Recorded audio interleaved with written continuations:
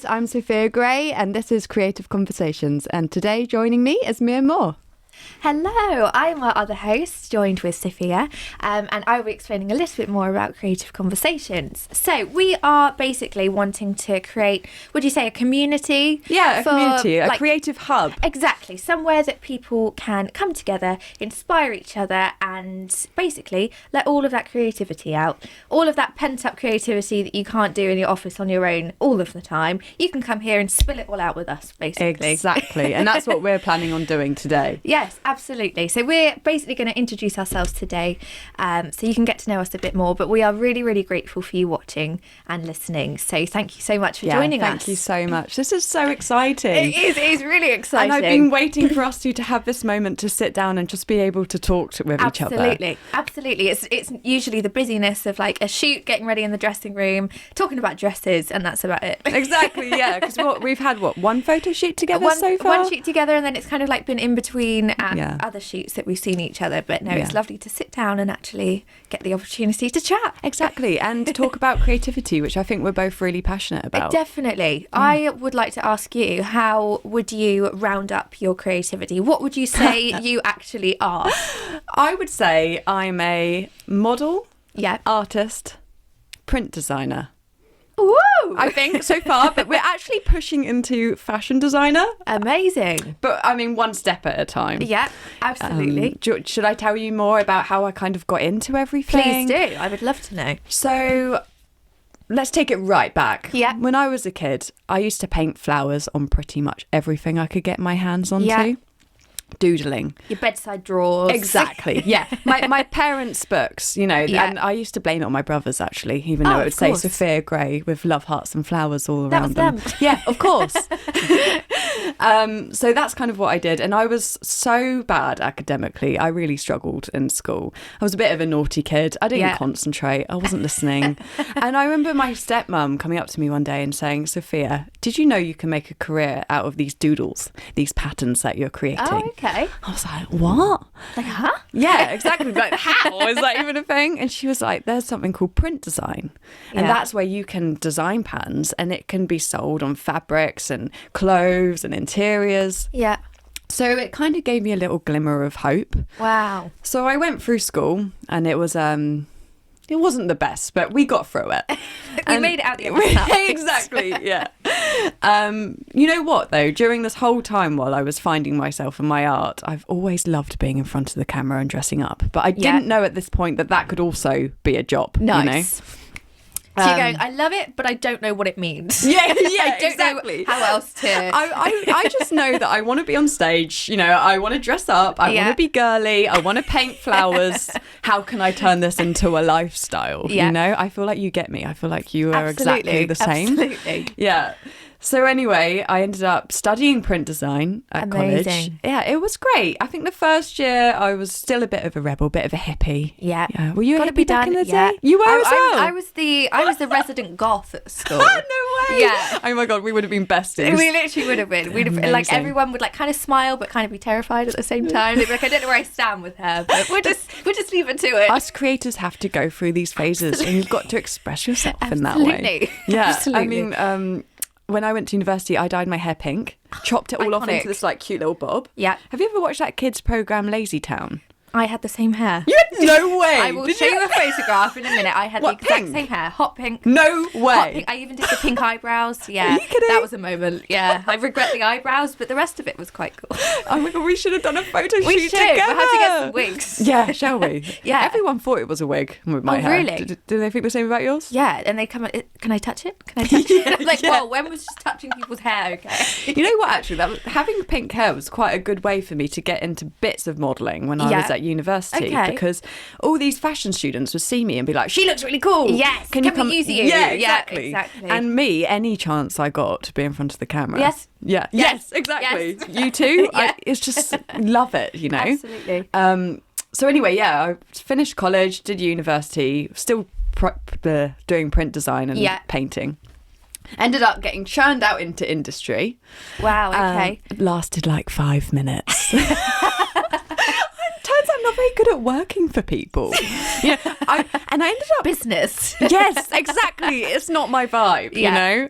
And it was this really cool print studio, and the painting and the designing part of it was amazing, because you would do a big design and it would get sent off to India. Wow. And it would be hand embroidered or block printed on the fabrics.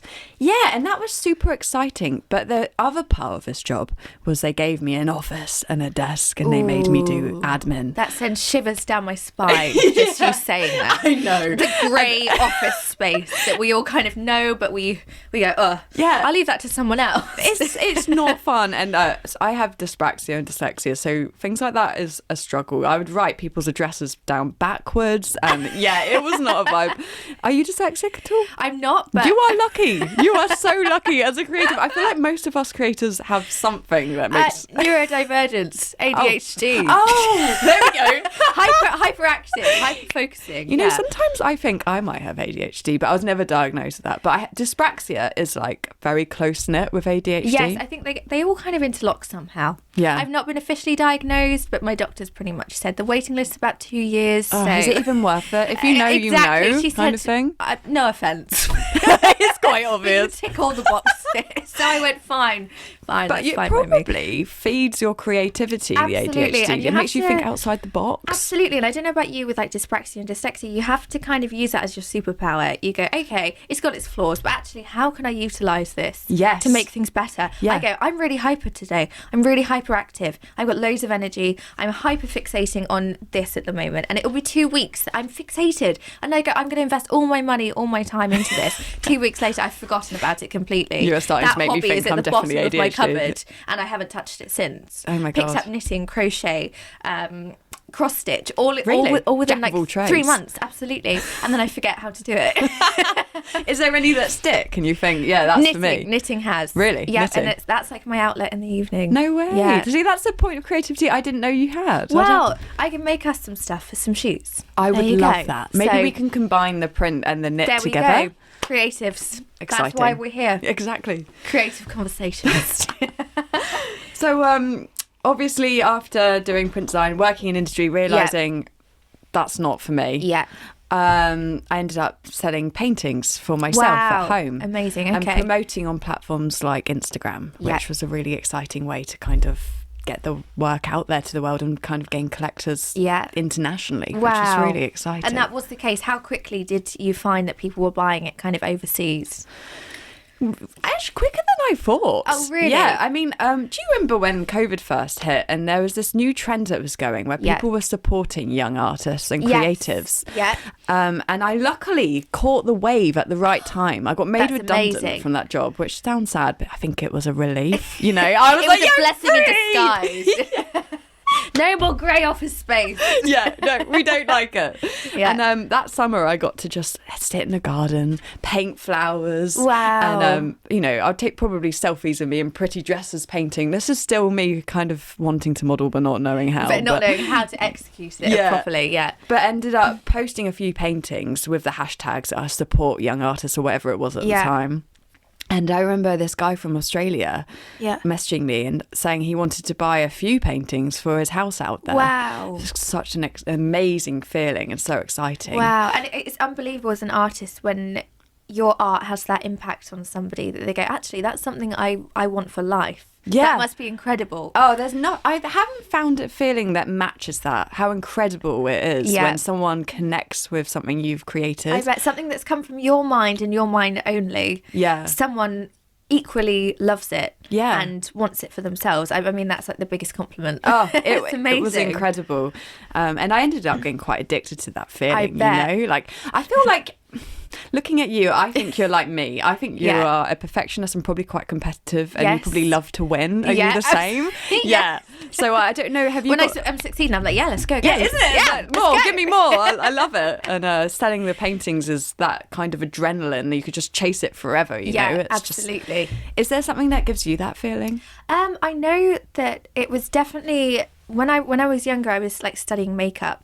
So that's what I did at college. It was makeup for TV, film, theatre, all that TV fun and stuff. Film. Yeah, it was really exciting. good. So I got that boost, sorry, excuse me, when you would stand back, you painted your models or actors or whoever, you would stand back, look at the monitor or stand at the back of the theatre even, and you would say, yeah, I'm really pleased with that. Yeah. I can see it's done exactly what I wanted it to do. Or the director of the theatre or something comes along and says, you've hit the nail on the head with that look. And that, again, was that feeling of, I've really accomplished this. My creativity, my thoughts that came from my bedroom, sat designing face charts on a sheet. Oh, so would you draw the illustrations of the makeup first? Yeah, then? so I would, my head would get so crowded with ideas. I think I need to find a way to get this out. I really need to get it out of my head so I can visualise it. And I'm a very visual person, so I have to see everything. What kind of creative looks have you done with makeup? Do you like to get quite out there with the styling that you do? Definitely. So I would actually get to the point at college where I would be asking for more work because I loved it so much. I would stay at the end and I'd say, please, can you give me just a practice assignment so I can go home and do it? And I would be making headdresses. I'd make all of the tops and things that would go with the whole look. So it wasn't just the makeup, it was kind of everything, all the adornments that go with it. But I would always try to say I would try to imagine if the people in my class were given the same assignment as me, what would they produce? And in my head, I was always thinking, how can I improve that? How can I be one step ahead? How can I think of something that they wouldn't have thought? We're going to get on so well. I feel like I was exactly the same. That's amazing. So you completely understand that you're constantly wanting to improve, and it can be detrimental at the same time. Do you ever find that sometimes it can get you down, though, from that constant need to better yourself? Yeah, it's exhausting. It is, It really is. And the creative force can sometimes just cloud your brain. Absolutely. And it's constantly, you just want to get it out into the world, don't you? And completely. And you go, what do I do? Yeah, exactly. And you almost need another outlet. So that's when I would pick up another hobby that I end up forgetting about. I'm I need to unleash something. But that must be really helpful for you, bringing your makeup. Did you do hair as well? Yes, hair and makeup. Hair. Yeah. So bringing that into the modelling as well. That gives you one up on not one up on other models, but it helps certainly an additional factor that a lot of photographers really appreciate. Yes. And it's actually what got me into modelling. I turned up for a shoot, I think it was about 5 years ago now. There was a photographer that had come down from London and we had a model booked for the day. He said, okay, I will pick you up at this time. Had everything ready. It was a really early morning shoot, so he'd put a lot of effort coming in with travelling, arranging the shoot. And he said to me an hour after, model hasn't turned up. Can you model? Yeah. And I was like, I've never done this in my life. Never done anything like it. But I was like, yeah. About time. Yeah. I bet you've been waiting for this moment. I was like, my time has arrived. I can shine. Yeah. But no, really, I was so nervous. And I kind of raided my wardrobe. I was thinking, I'm not prepared for this. And I literally, within 5 minutes, had to just get some outfits together. And I was really panicking. Did you know what were good outfits and what weren't? Because I feel like a lot of hobbyist photographers, you have some that are very particular and others that fashion to them is just a nice dress and new look. Do you know what I mean? The line's blurred, isn't it? There's a very different scope for some people. But he was actually a commercial photographer for magazines and things. You so the pressure was on. Yeah. The pressure was on. So I was thinking, okay, let's go for something quite simple. Yeah. Because I can make up for that in posing and makeup. And I'd already done quite an extra makeup look. Did you smash it? I hope so. I bet you did. I'm sure you did. Well, I got some work after that, so I'll take that as a positive. There we go. That's the answer. That kind of ignited my fire. I said, okay, I can do the creative makeup and I can model physically. Yeah. I would get to the point at the end of a makeup day where I'd go, there's still something I want to be doing. There's something else that I can be doing with this. I felt like that with my art. Yeah. Because when I was selling paintings a lot, it got to the point where I started to resent it because my main income was coming off selling art. Right. And I don't know if you've ever had this where it starts to take the passion out of it when you're just living, trying to make enough money off what you love doing. It becomes a fixation on numbers rather than your art or your produce that you're making. And I was a bit like you. Have you heard of Goodwood? Oh, yes. I think we spoke about this before. Yeah. So I used to work for Goodwood Actors Guild, which you would have been amazing at, actually. You should that sounds amazing. Get involved with that. All the vintage archives, you'll lose your mind. I would have literally loved that. But yeah, so I was working one of their events and some photographers came up to me at the event and went, would you come and do a photo shoot outside of Goodwood for us? Wow. And obviously I've always wanted to be in front of the camera. So I was like, yes, of course. And it ended up being on this RAF base. And it wasn't pretty. I was in proper uniform. Yeah. And authentic makeup back then wasn't much. No, so it was minimal. Exactly. It was minimal, but the hair was always very lovely. Yeah, the hair was lovely. And I really enjoyed the shoot. It was Yeah. really fun. And it was actually during this shoot, it was like a group event Yeah. that a few different photographers said, you can do this. Modelling is Wow. for you. And I needed another avenue, something to kind of fund the art. And I thought maybe this is it. And It's my time to shine. Yeah. And I just kind of smacked the industry. I mean, I've only been modelling like a year And and a bit. you have that ship has sailed. You are already in it. You are well within it. Thank you. Everybody knows you. Everybody talks about you, and you've absolutely smashed it. So it's obviously really a very appreciate that. natural cause. It's a natural route for you. Thank you. As well as your art. Again, Yeah. I think you almost fell into that. The lucky side of lockdown, which Yeah. I think, again, I was quite lucky to do as well. With makeup, it gave me so much opportunity to practice at home. Yeah. I'd been working back to back on short films. As we found out about COVID, I was in a cottage with the whole filming team, and we literally read the news in the kitchen over our crew breakfast, and they said, this is going to be our last day shooting, and we never got to finish that film. It was Oh, never that's so finished. So we spent a good week working on it, and it was fantastic. It was like a historical horror film. Oh, wow. And it was really fun makeup. Bit gory. Yeah, it Yeah. was. So one day I hope I see something from it, because it kind Yeah. of feels like that's kind of disappeared. But I think it was the impact of lockdown. None of us understood what effect that would have. I mean, the makeup industry just closed down. It was Completely. essential. It was like skeleton crew for Yeah. TV and film. It was resident makeup artists that had been Well, there you can't for years. do their makeup from a metre away, can you? Exactly. So it was an opportunity that I realised people were actually learning their own makeup. And they were succeeding. They were going, oh, I can do this at home. I mean, I learned so much from YouTube videos when it comes to makeup. So that was becoming really prevalent. So I was thinking, how else can I be creative? So I would start taking photographs of myself in crazy body paint, crazy makeup. really? Yeah, I would do full looks, come up with crazy headpieces, headdresses. I need to see some of these. I will have to show you, Yeah. most definitely. And I thought, there's something more I can do with this. Yeah. And I then had another shoot with that photographer that was the commercial photographer who got me to work on that first modelling shoot. And he said, okay, I've got a studio shoot at Fareham Studio. And I was like, that sounds local. I'm Fareham. Okay, yeah. I mean, it's so handy having Fareham Studios. It is amazing. So I was like, okay, let's go for it. And there was an incredible model from London. She was on the scene for about a year, and that was it. Really? She's not done it again. How But long she was ago was amazing. This was about 4 years ago, I You've think. been modelling a long time, haven't you? About 4 years, four, 5 years. Yeah, Wow. on and off. I bet you've learned so much. I You can't really wait to do. pick You your pick up brains so on this. much. And again, I think being a makeup artist, you also get the opportunity to watch models be creative. Yeah. And I would sit there and I was like studying how she moved, and I was like, that's fascinating. It's almost like a dance. It was rhythmic. So you probably had one up as well on the sense that you got to watch these models and learn from them. Yes. So you probably picked up more without realising. I think subconsciously I did. Yeah. And again, like you said, it kind of all comes back to theatrics. The whole does. thing.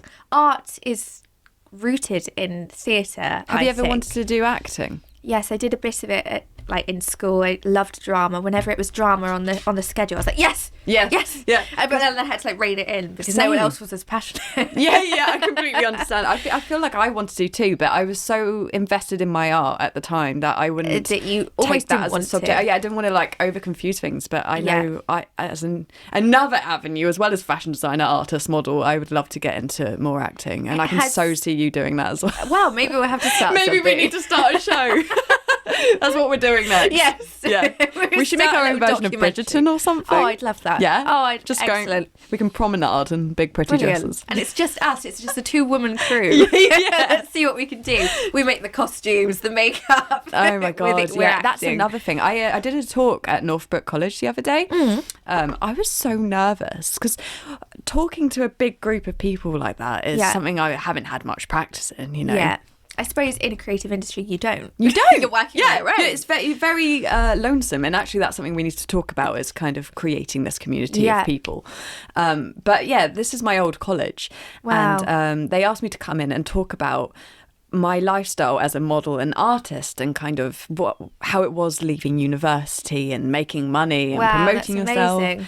And yeah, it was amazing. And I have to say, when all their little faces were just looking at me, I just went blank. I was like, Really? oh my God. What am I doing?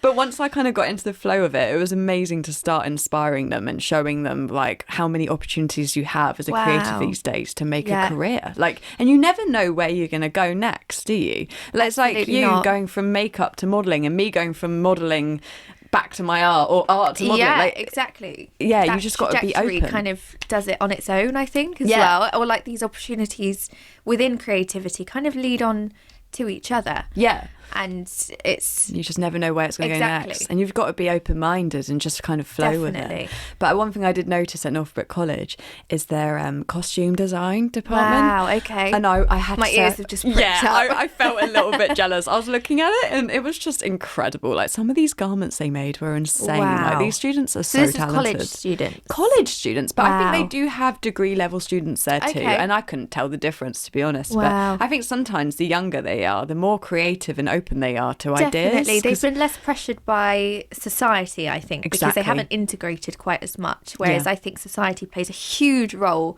in boxing off creativity. That was one of my only problems with university, was that I feel like they try and churn you all out and just get you ready for industry. Because it all comes back to money. Yes, they want you to make money to pay off your uni like bill. You're a bunch of robots, and we're not. And we've all got our own creative voice, and it's about being stubborn and sticking with that. Definitely. Did you go to university? I didn't go to university. So, that was something I felt really passionately about. Oh, really? What, not going? Not going. I was it's almost one big money-making exactly. And I was thinking, actually, I almost resent the idea of university because it almost takes the mick out of creativity. You're going, you're charging me for doing something so natural, all this creativity. So I said, you know what? Forget that. And I did look at it for a while. I just think, oh, shall I apply? And I did apply. And then I went, what am I doing? But you had the confidence to say, I'm going to work for myself and do it. Then I feel like a lot of us are scared to. And I remember when I was young saying to everyone, I'm going to come out with my own collection of silk dresses and I want to do, fashion shows. I want my own collection. You're so close to that. Thank you. I know. Well, this is finally I have the confidence. Yeah. But for years I had people say, oh, no, it's way too difficult. Go and work for someone else. It will be easier. Go into industry and and basically you're just feeding someone else's creative dream. Yeah, and we're always told the easier route. No one ever says go and just push. Just go and push. It's going to be really hard. If you've hard. got a voice inside your head that's telling you to do something, most likely you're meant to be doing it. It's that intuition, isn't it? It's exactly. natural. You know if you're meant for greatness, and I feel like so many people squash it down and don't let themselves accept who they really are. Definitely. And again, I think it's that society thing where they want to push us down. They want to compress us because they want us to work in an office. They want us to go back to that grey space. We're not going into the office. We're not going in there. I refuse. We're going to sit behind here and do a podcast about creatives. Yeah, we'll do anything. That means that we don't have to sit in an office. It's not happening. It won't. No. I'll knit garments for trees, if it keeps me out of an office. That could be a market. Absolutely. I love trees. There's a market for everything. Oh God. So just going back, I know you mentioned about like the lonesome side of creativity. How did you find that during lockdown with your artwork? Well, funnily enough, from posting my paintings on Instagram, created this amazing creative community of people. Wow. And I gained collectors in America and Australia. I mean, like literally all over the place. Wow. And they wanted to watch the progress. They wanted to be there with me. I would go on live and I would paint and I would just chat to them. Yeah, and although I was, stuck at home, I didn't feel alone because I had all these amazing creative people chatting to me and being involved with it. So in some ways, I felt less lonely because I finally found these people that understood me after uni and leaving that, and it was amazing. It was really amazing. But also I don't know if you are like this, but I'm actually quite an antisocial person. My social battery goes down considerably fast. Really? Yeah. So I'm very bubbly and confident and I can talk to people, and like you're easy, you're a breeze to talk to, but I do love my own company. Yes. I have a cat. He's called Fruit Bat. My cat's called Monkey. So I've not improved the situation very much there. Maybe, I don't know, maybe the Scurleys of ADHD name their pets weird animals. Monkey and Fruit Bat. It sounds like a cartoon. That's so random. We can write a little storybook about those two. How cute. Again, we're already off on a tangent. Yeah. But yeah, I love spending time on my own. So that wasn't the problem. But then finding people that I could talk to and be creative with was, massive. But as years have gone on, and, I'm dating a lovely boy called Tom. You've met him, haven't you? I have indeed. He's a darling, and he is creative, but he's not an artist, you know. He's a writer. Okay. Because he studied philosophy, he can get creative with me, but there's still that deep urge to be around people that are artists and creatives themselves. And I think having physical art is very different to perhaps creative art within writing. That's almost an art in itself. It is. I'm not fortunate enough to me neither. Be good in at all. Whereas having actual physical things in front of me, and I'm sure it's the same for you, being around that and seeing other people's work watching them work, it inspires really inspiring. you, and you can bring each other up and encourage each other. And one of my main memories of uni that I miss was my bedroom was always turned into like the living room. Everyone would come and sit in there, right? Because we were all art students, they would all bring their sketchbooks in. We'd have music going, probably drinking wine, and we'd just be painting, helping each other out. And it's such I didn't realise at the time how lucky we all were to have that moment where we got to bond like that and be creative all together. And did it almost become like normality that you were so used to every day that? we're in there, painting, just chatting, chilling, and it was just amazing to be able to help each other out. And that's fantastic. It's one of those things that if I do a painting now, yeah, I have my boyfriend to talk to, but that's it. I don't have a room full of creatives to go, but if you add a splash of pink, that's really going to make that pop. Or to ask opinions. Yes, opinions of other people. You say, what do you think of that? I miss that. Open to that criticism. Yeah. That, and again, that's really important. Yeah, I think. It really is. And I think sometimes, I don't know, you can get a bit stuck in your ways, and sometimes you don't maybe push yourself as much as you could do anymore. And I think it's really important to be around other people to inspire you and keep kind of feeding that creativity back. Most definitely, because I think other creatives will think of things that you haven't even considered. Yes. A fresh pair of eyes will go, this needs something here, or they can visualize something that isn't there yet. We end up tunnel vision working on what we've worked on. I can remember working on a body paint for 10 hours. 10 hours? I did 6 hours and only painted the front of me. It is full on. Wow. It was a full body, back, front, everything, 360. And I would get to the point, it was almost not mind-numbing. It was mind-numbing. I was just painting that. Like, what were you painting? Was it something that inspired you? Were you excited about the design? No, it was to fit a brief for college. That's where the problem is. Yeah, so the creativity for me wasn't there. The passion wasn't there.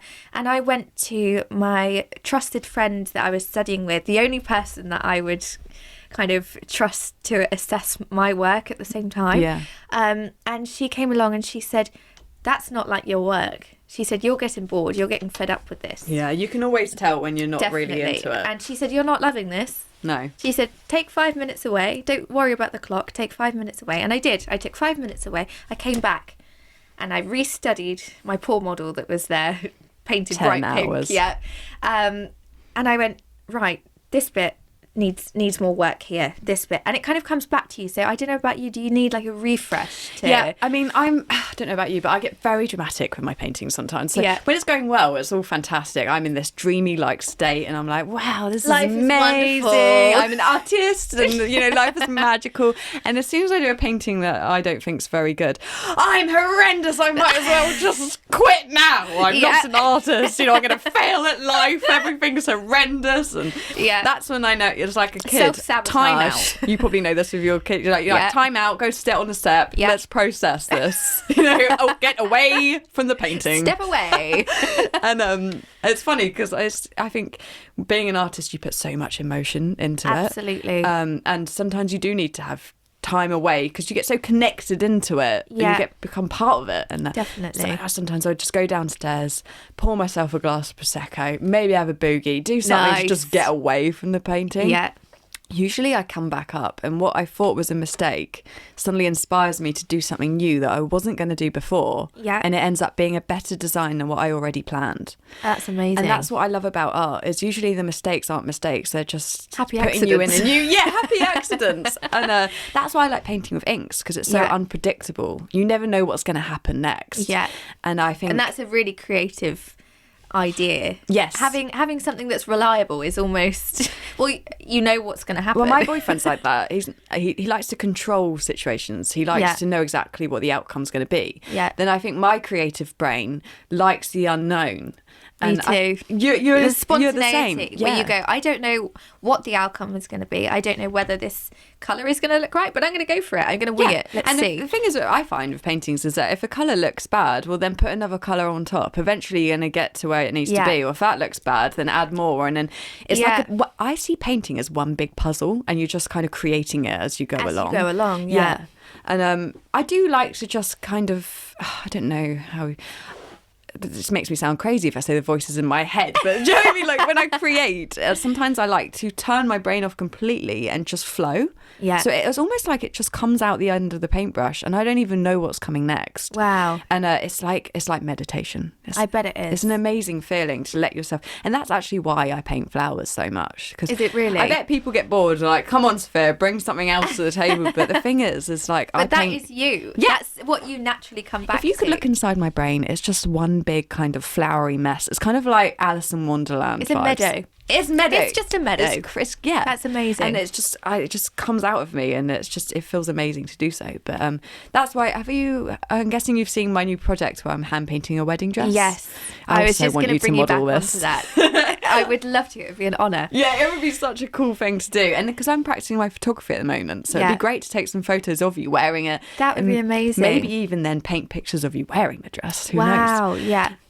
But yeah, this project is basically, again, trying to combine the art and modelling and make sure this world of modelling is staying in a creative adventure. Yes, which I think it can very easily lose. Yes, and then the joy gets taken out of it. Completely. And I think we then forget why we're all here.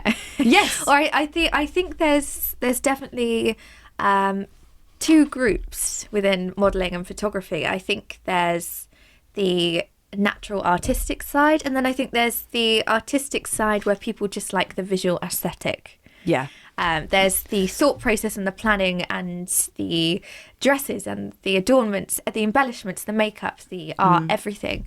And then there's more the side, how can I say it nicely? The seedy side. We don't go to that side. We don't touch that side. We leave them there. Yeah. But I think there's, like you said earlier, there's quite a blurred line sometimes between that, and I think it's trying to decipher which path you want to go down. I've been very strict recently with trying to be like, I'm creative and that's what I want to do. That's what brought me here. Yeah, and like I've been reaching out to photographers that I think are the epitome of creativity and asking to collaborate and kind of bringing my art back into it. To keep things exciting, and also so I don't resent modelling, because I want modelling to be something as a new way of expressing myself and you know, living that creative lifestyle. I don't want it to become mundane and boring and just looking pretty all the time is boring. Yes. Isn't it? Like, I honestly think it's really fun, don't you? You're like, oh my God, I'm finally getting these amazing photos. And like, look at me, I look amazing. And it doesn't last long, that feeling, does it? Before you go, I need more than that, you know? Yeah, how can I push things? How can I make this a challenge? Yeah. And it's whether it and sometimes even just communicating like during a shoot can be hard work, and that can be a challenge. Yeah, exactly. So it brings all kinds of different challenges, but actually trying to bring it back to something fulfilling, like art, like makeup, like art, like drawing. It can be really difficult sometimes, and I think especially if you're working with people that aren't as passionate or can't relate to that, it kind of feels like a lost cause. You're kind of going, it's good, we've got some good images, but it kind of flatlines. You go, I need something more from this. Yeah, so I think it's incredible that you've managed to interject your artwork, thank you, and your modelling at the same time. Well, that's the kind of plan, and that's why I went to work at a studio. Oh God, what's it called? Otterborn Studios. Yes, and that's when they have all the birds that you can hold. You can hold like hawks or owls. How beautiful. Is it West Sussex? Yeah, yes. I think it's near Winchester. Yes, okay. Yeah. Anyway, I was there and I said to the guy that owns the studio, I said, I want to start doing my art more for photo shoots, and I've had this idea. I think I might hand paint some dresses and then model them. And he looks at me and goes, I have a wedding dress you can have if you want. Wow. I was like, what? That's music to my ears. No way. And it was, do you believe in manifestation? Yes. Yes. Yeah, me too. I can be a little bit spiritual. Try not to go too much into that on this. We'll save that for off camera. Yeah. But like, it was funny because a few days before I was thinking, I need a white dress that I can paint. I need a white dress I can paint. And I was looking and they were so expensive and I couldn't find what I was envisioning. Anyway, he just pulls out the dress that I had in mind. Literally, it was perfect. And it fits me like a glove. This wedding dress is stunning.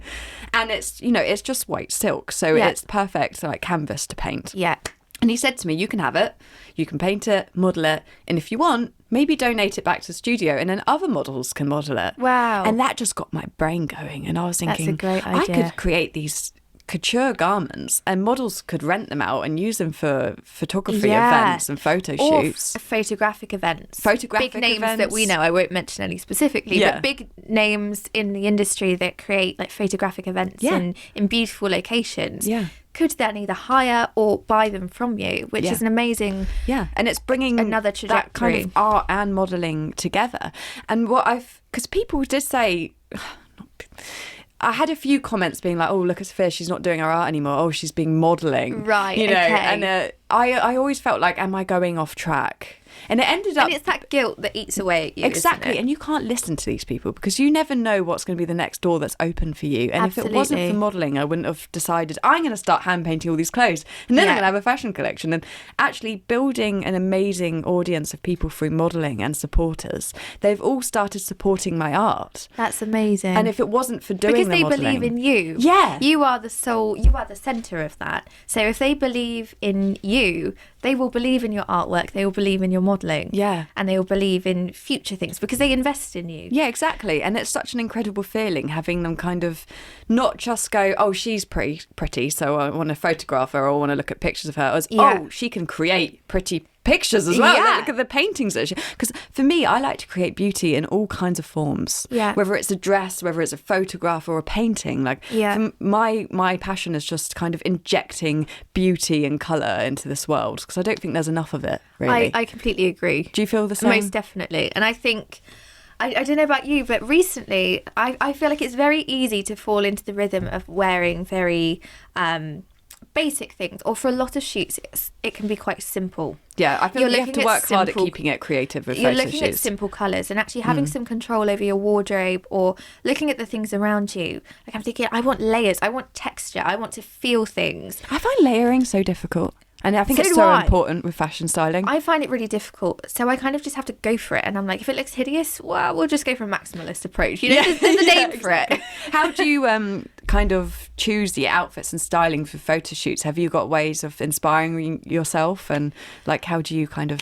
Sometimes I will go onto Pinterest. Sometimes I will look at... I will say... for this shoot, the photographer has given me the guidance of a colour. I will type in the colour and I will look at different textures. I will then look at my wardrobe and say, oh, have I got anything like this? Have I not? I try actually not to buy too much new stuff. I always will go to the charity shops or... I love charity shops. There are hidden gems The ones everywhere. in Emsworth are amazing, by the way. And they've got a Zara section and I'm obsessed. Yeah. Wow, I'm going to have to take a trip there. You'll be taking all my Zara stuff now. We're the same size, aren't we? I've shot myself in the foot. I shouldn't have said that. I should have gatekeeped that one. You're a TK Maxx girly as well. Oh, I love TK Maxx. Because you like your designer brands too, don't you? Absolutely. Yeah, and I won't spend full price on them. No. You bought a pair of Louboutins recently, didn't you? How are From you your inspiration when we were on our shoots. Yeah, but your shoes are actually sensible enough to be able to walk in. Mine, they're just ready to break an ankle any second. They look beautiful. Thank you. But perhaps more ornamental than anything else. Yeah. But I've realised, I don't know about you, but my wardrobe, since I've started modelling, is so insane. You wouldn't wear half of it out on the street normally. Yeah. I then look at my own wardrobe and I go, I don't really have any clothes. Yeah, I don't know how to dress normally for everyday life. Because I'm so used to wearing something that's sparkly or that's got ridiculous shoulders or crazy boots. Yeah.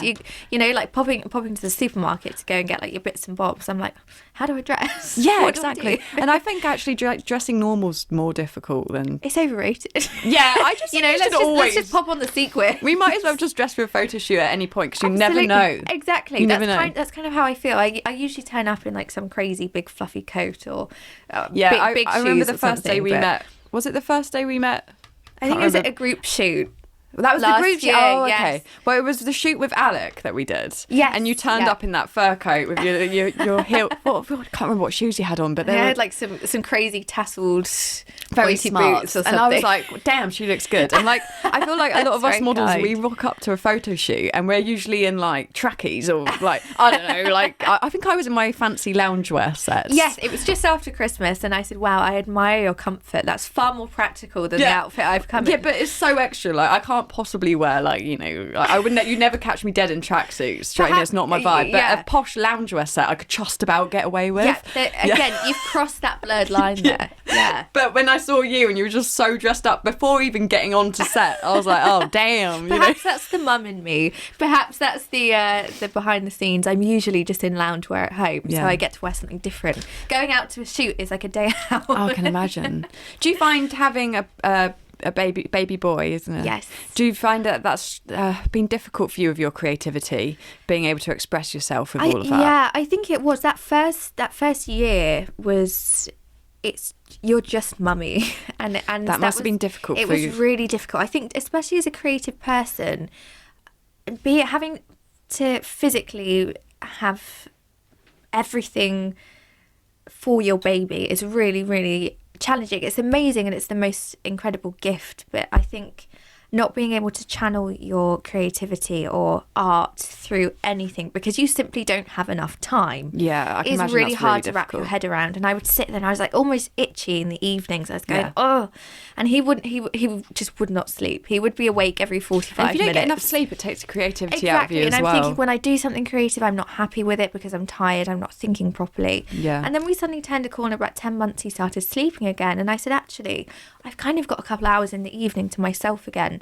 So I picked up knitting. I learned how to knit. I went, you know what? It's something physical. It keeps my hands busy because I was like getting antsy on the sofa. I was like, I've just been in the house all day. I've been either washing up, doing like feeding him, or like, you know, listening to nursery rhymes. And I'm going insane. Yeah, I bet you were. So I was like, what can I do? And the physical knitting got me back into it. And then I had a message. Do you switch off? Does your brain switch off when you knit? Because that's what I do with painting. Almost numb, which was nice. I wasn't worrying about him because no one tells you about the anxiety, the constant anxiety when you have a child. Is it because of the child that you feel anxious? Yeah, I'm worried. Is he breathing in his sleep? You know? Oh my goodness, this is stuff I haven't thought about. Yeah, things that you don't even consider until you're in that position. And I was going, actually, the knitting, I'm physically working on something. It's instant satisfaction. I've got something physical in front of me. I have a piece of work, and it was amazing. Yeah, it was really refreshing. Imagine that must have been so rewarding. And then just something for you as well. Exactly, kind of you get a piece of your life back again. And I sat there and I went, wow. And then I thought, I'm going to have a look back at some of my modelling work because I really miss it. Yeah. But I'd basically written off that I was ever going to go back to modelling. I said, well, I'm a mum now. Oh, really? And then I kind of thought... You probably felt like you lost a part of yourself, didn't you? Yeah, absolutely. And I think your identity just kind of, like I said, you just become mum. And it's really, really hard to break out of that again because you feel really guilty. How was your first photo shoots getting back into it after having your baby? Really nerve-wracking. Like behind the scenes, when I arrived, I kind of went back to my bubbly self. I was like, okay, we've got a job to do. I'm here. I think your confidence took a bit of a knock. Exactly. Yeah. The photographer has an expectation from me, so I must meet that. And I almost had to go into it with false hope. Yeah. And I said, you know what? No, I can do it. I can do it. Was it a bit like what's it called when you feel like you're faking it, where you an identity crisis kind of thing? Absolutely. I was like, I really don't believe in myself. You're trying to be all sexy and beautiful on camera, but you're thinking, I'm a mum, you know. Yeah, but actually, you still are. Has he got any carrot puffs at his grandma's? Like that was what was going on in my head behind the scenes. Fantastic. And it was really odd, like transitioning from thinking about everything I do during the day to then model mode. Whereas now I feel like I've got into the swing of things again and I can find a balance. Yeah. But it was that initial part that was really tricky. Yeah. And I think because being a mum isn't creative, it's just a role you adopt, and so naturally you don't even really think about it. You're just winging it, aren't you? Absolutely. You learn. There's no book. There's nothing. There's nothing. You just have to start and see what happens. Exactly. But I'm desperate for him to find his creativity as well. So I try to do it all in front of him. Because your partner, is he creative as well? Yes. Yeah. He's an oil painter. Oh, no way. Oil painter, book illustrator. And he also did a degree in architecture, so he's full of creativity. And again, he's very passionate. Couple. I love so that. It's lovely. We kind of bounce off of each other. Yeah. And he's very, very passionate about what he does, and he understands colour. He understands feelings when things go wrong. So it's lovely to be with someone who can relate to that, and it feels far less isolating than I think probably a lot of creatives are. I feel really fortunate in that respect. That's really lovely, and that's nice that you can kind of help each other and talk in that creative way, because if they don't understand that, sometimes it can be quite difficult, can't it? And it can almost like bring a little bit of tension. You're going, well, you don't understand me. I've got one question for you guys, because who was the one that like dressed in vintage stuff first? Because you both are you both look like you're from the wrong era. It's hilarious. That's a good question. When you turned up, you guys were in these matching outfits and you look stunning. Like, oh my god, really such kind. a beautiful couple. But yeah, your style, how did that come about? Where do you think vintage is my thing? I think, in all honesty, it kind of happened at the same time. Really? I had just kind of found my creative. So I met him when I was 19. We've been together for 5 years. Wow, that's a long time. Yeah, it's a long time. He's probably fed up with me now. But I had just got to the point where I was going to charity shops and I was going, I don't want to dress like everyone else has. I'm really bored with like those trends. I'm going to find something that's got lace and frills and collars. And it was a top almost exactly like yours that you're wearing really? Today. That I love bought. A lace collar. Oh, something a bit extra, something with long sleeves. And I was like, I'm going to buy this.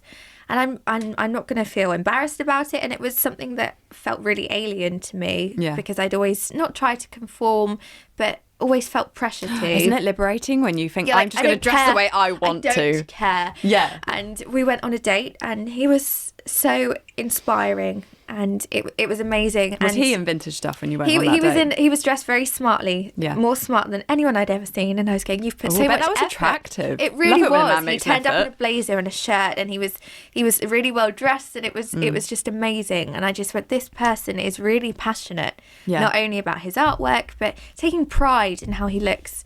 And he then went on to say how he really appreciates old items because they, again, had so much thought Does he put collect into them. Vintage bicycles? Vintage bicycles, yes. So we've got lots of those. We've got a vintage Wow, where do you keep them? Good question. Don't get me onto that. Oh my goodness, I bet they're everywhere. I love him. You poor thing. No, I love it because he's so passionate about it and it's his outlet. Not only like with his artwork and things, with like moving house and things, it's all been a bit hectic. He's not been able to do that. So going out and having some time on his bicycles and restoring them is like his That's probably been his saving grace. Yeah. What does he paint? He paints landscapes and portraiture. Has he ever painted you? Not yet. Oh, he needs to. Not yet. He's got a muse right there. Yes, well, I'd like him to do Edward first. That would be amazing. That would be really I'd special. love him to paint our boy. Oh, that would be so nice. At some point, we need to get a good picture when he's less wriggly. Yeah, exactly. To actually find one. But no, I feel very lucky to have someone that understands that need to be creative as well. Yeah, I completely get that. I feel very thankful for my partner as well. Although being an English teacher maybe not be the most creative thing, the fact that he writes poetry and he comes from a mindset of philosophy. Absolutely. He's always questioning life and things are ticking. Yeah. He's going, how can I improve? And he says that being with me inspires him to, like the world's your oyster kind of thing. Beautiful. I don't think he really thought about how much opportunity was out there and so many different things you could do until he met me and realised because that's amazing. Everything I want to do, I try and go for it, and I think that's been good for him to see. And I think that boy's got so much potential to be a famous writer. And have you ever heard his voice impressions that he does? No. No, he probably didn't pull those out immediately when we met briefly on that shoot. Yeah, he's lucky because I would make him do it. This is Tom. Go on, Tom. Do the Smeagol impression. Oh my God, who's the guy from Madagascar? The little he's gonna be so embarrassed about me saying this. Is it the lemur? Yeah, the lemur. He's amazing. I like to move it. Yes, I like to move it. And Shrek. Oh my God, Donkey. Oh my God, I have to hear this. You're going to have to send me a voice note or something. I want to get this boy a job in doing voice impersonations. Also, he's got such a lovely voice. I think like reading storybooks and stuff, he'd make an absolute fortune. Wow. Yeah, but this is the thing, it's kind of opening his world up too and showing him there's so many avenues out there, Definitely. And that's what's amazing about being creative, isn't it? It really is. And I feel very lucky that I'm part of that. I don't know if you feel the same. I almost feel like on it, it's almost like a gateway. Because I kind of think, what does everyone else do? If you're not creative, how can you like express yourself? I don't know. How do you express yourself? I mean, like, I don't know. Obviously you can wear amazing outfits. That's one way of expressing yourself. Yeah, and I think some people find it in other things. They find it in gardening, which I also love. Do you love gardening? You can come and do mine if you want. That's fine by me. That would be great. If you could babysit Edward, I'll come and do your gardening. Because like obviously like painting flowers, I would love to have like one big massive garden one day that's filled with plants and flowers for me to just paint all day. That would be so inspiring. Yeah, but to do that, I need to get good at gardening. And the thing is, I don't know if this is maybe ADHD or whatever, but I get obsessive with some things and other stuff. If I'm not interested, that's it. I have no intention on doing it. It's like admin, modelling, messages, emails. I just pretend they don't exist. This is a sorry to everyone out there that I've ignored. I promise I don't mean to. I just struggle. Yes. I struggle with the messages. It's too, I don't know, like if you send me a video or a voice recording and you're saying, these are the amazing ideas I have for a photo shoot, I'll probably engage with it, you know. But if it's just kind of, hi Sophia, can I book you on this date, blah, blah, blah. I've switched off, unfortunately. I wish we had someone else. That is one of the struggles as a creative. We need a PowerPoint presentation. We need about 4 people working for us doing all the bits that we don't want to do. Someone who enjoys the admin. Someone who enjoys the mundane. The mundane tasks, maybe. Yeah, because it's just... I've got great admiration for people who can tackle stuff like that. Because I really can't. No. I find you quite good at promoting yourself when it comes to your modelling, though. I see you're always everywhere as well. I really have to push myself to do that because I do the work.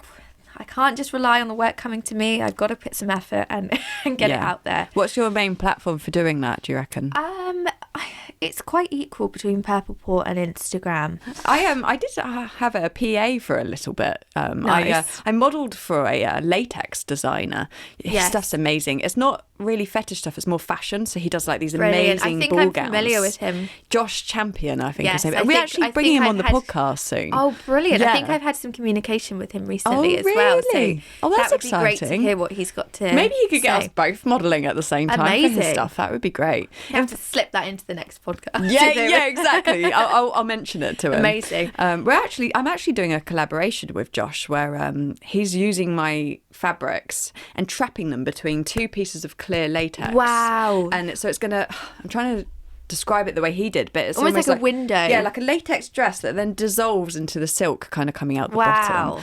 And it will be this amazing contrast because when you don't think of hand painted silks and latex together, do you? They're quite polar opposites. Very polar opposite, but I think that could create a really interesting contrast. And Definitely. I really like the combining of skills. Yeah. And then I was thinking about modelling the collection, but maybe we could get you involved with that too. That would be great. And then we could do a whole talk on that. Oh, yeah. Fantastic. That'd be really exciting. Oh. Yeah, so many ideas. But I can't even remember why I said I was going to... Why did I bring up Josh and the latex? The PA. Yes. Yeah. Yes. Sorry. Yes. But yeah, when I was modelling for his brand, it turns out to be his girlfriend was dressing me in the garments. And I said to her, I can't cope with all these messaging and all the admin side of things. And she was like, I'm bored and need an extra income. Let me help you out. Wow, okay. So I did have her for a while and it was so fun. And it was more of a budget thing than anything else about why it stopped in the end. But it was hilarious teaching her. And all that. So this is Instagram. This is Purple Port. These are the photographers you avoid. These are the photographers that you reply to. And it's quite a complex thing, isn't it? I bet it was when you broke it down. You think, actually, I'm doing a lot more than I really thought about. Yeah, I think, if you're a model, you're so much more than just a model. And I don't think people really appreciate that, how much we have to do. Of it is, most of modelling is behind the scenes. I mean, it's very little time that we're actually behind or in front of a camera on a set. Yeah. Most of it is the networking or the discussing and arranging and receiving edits and posting and making sure that you're seen. It's a whole thing that isn't really thought about. Yeah, it's people crazy, just isn't think it? You turn up and you post on Instagram and that's it. Yeah, it's the same as simple. being an artist. And I think, although I did a degree, they still don't really teach you about how to do your taxes. Yeah. Like what? Like that's the most confusing thing in the world. And apparently you just have to teach yourself. What? Like not fun. And then the constant promotion and advertising and creating have you got a website? I don't. Would you? Is that something you'd want? Again, it's another admin thing that just terrifies me. So at all costs, I will put it off until I if need you to. do Wix, it's so simple. I'm sure a lot of people will disagree with me on here. I think I did that with my makeup, but with your makeup? With my makeup, I'm sure I did that, but yeah. We need to find a way now of combining my art designs and your makeup skills. Yeah. I don't know how, but this needs to happen. Maybe some body paint with the fabrics of your that would be your really artwork fun. on. I actually have an event coming up soon where do you know Leanne? She owns Basford. Yeah. Yes, I do. So we're doing an event where I'm going to hand paint her. Wow. Beautiful body. And she's going to be like my masterpiece. Wow. And the event will be, I'll be in a beret with a paint palette, looking up at this masterpiece I've just created. And she's going to be on this podium, standing. How brilliant. Yeah, with the paintings all growing up. I can't wait to see that. Yeah, I'm excited. But the only thing is you've had a lot more experience than me with like how long this stuff takes. Like for me, I have to try and get her whole body painted in just half a day to then do the event after. Wow, okay. Yeah, I'm nervous. I'm not sure. I think the design's going to have to be quite simple. Yes. But my art isn't simple. It's very complex. Well, I could help you with that. Yeah, that would be great. In short form, I could help you with that. Maybe we should do something where we paint each other and we do this whole artistic. That would be so fun. Yes. Because I painted myself once for a shoot. But it's very difficult to paint the back. Yes. Yes. It's something that you get there and you go, oh. Yeah. It was hilarious. There's me trying to kind of twist around and paint flowers. There's another 180 that I didn't think about. So we had to be very creative on the way we photographed it. Yeah. But luckily it worked okay. I managed to get just enough around for it to give the illusion that it was going all over. Absolutely. And the shots looked amazing as well. Oh, thank you. That was by really Andy. good. And that's a photographer you work with a lot as well, isn't it? Yes, it is. Yeah, he's a star because he's so creative. He is, and he will take on any wacky, crazy ideas. I feel like I think you've got to be careful with that one because he'll take it even crazier than you're already expecting it to go. Just when you think you've reached the top mark, it's just taken another level, another notch. But again, it's lovely because it's always a nice creative collaboration. Yeah, I think that's probably why we both enjoy working with him. Definitely. And probably why he enjoys working with us as well. Because we're both lunatics. I hope he does, anyway. I remember him saying to me, you need to meet Mia because you two are just going to get on like a house on fire. And I think this conversation today has proved to us... It has ignited that house fire. Absolutely. It's been so lovely chatting to you. It's been such an amazing experience to get to know you. It's been a long time coming and I feel like I know you a lot better already. Yeah, me too. And I'm so excited to see what we can do together in the future and what we can come up with. Definitely. And how we can create this big creative community together and inspire everyone together. And hopefully we can almost create a platform of just creatives, whether it's local or further afield. So be it. Come and join us. Come and join us. We would love to host you on Creative Conversations. We'd love to know what creative means to you. So you can let us know at granary.digital on Instagram. We are more than happy to collaborate with having you on board. So if you are interested in working with us, then please do reach out. If you think your creativity has got some spark to it and would make for an interesting conversation. Come join us and share your creativity with the world. Please do. Please do. See you later, guys. Bye. Creative Conversations was hosted by Sophia Gray. It was recorded at Granary Studios, audio production by Granary Digital. Additional production support and editing by James Jones. For more information, visit our website at granary.digital. To contact the show, email podcast@granary.digital. Please leave us a review wherever you get your podcasts and follow us on social media.